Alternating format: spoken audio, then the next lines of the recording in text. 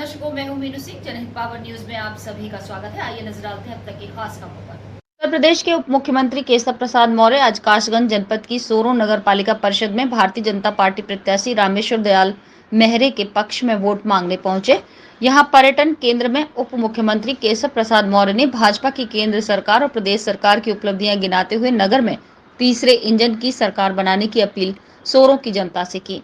उप मुख्यमंत्री नगर निकाय चुनाव में भाजपा की जीत के लिए रिकॉर्ड मतदान की अपील करते हुए कहा कि ट्रिपल इंजन की सरकार आपकी सरकार होगी। आपके नगर की सरकार शहर के विकास के लिए जो भी योजनाएं लखनऊ और दिल्ली तक भेजेंगी, उन योजनाओं को तत्काल प्रभाव से पास करने का काम प्रदेश और केंद्र की सरकार करेगी। उन्होंने सोरो तीर्थ नगरी को अयोध्या, प्रयागराज, मथुरा, काशी जैसा महत्वपूर्ण बताते हुए कहा कि भगवान बराह की धरती पर आने का सौभाग्य प्राप्त हुआ है, इससे मैं अभिभूत हूँ। उन्होंने कहा कि सोरो तीर्थ स्थल घोषित हो चुका है और अब इसका विकास भी काशी अयोध्या जैसा करना है। उन्होंने कहा नगर निकाय चुनाव में समाजवादी पार्टी अर्थात समाप्तवादी पार्टी का अता पता नहीं। उसकी साइकिल विधानसभा चुनाव में पंचर हो गई। अब इस साइकिल के टायर, ट्यूब और पहिए जर्जर हो गए हैं। उन्होंने कहा कि सोरो की जनता से अपील करता हूं कि 11 मई को भारतीय जनता पार्टी के सभी प्रत्याशियों को रिकॉर्ड मतों से जिताने का काम करिए। 13 मई को जोरदार नारा लगाइए। 13 मई भाजपा आई, सपा बसपा कांग्रेस गई।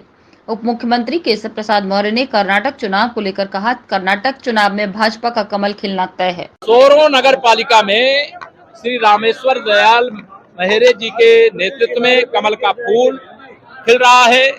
पूरे कासगंज हो, एटा हो, अलीगढ़ हो, ब्रज हो, चाहे पश्चिम हो, चाहे काशी हो, चाहे कानपुर बुंदेलखंड क्षेत्र हो, चारों तरफ एक ही आंधी है कमल के फूल की।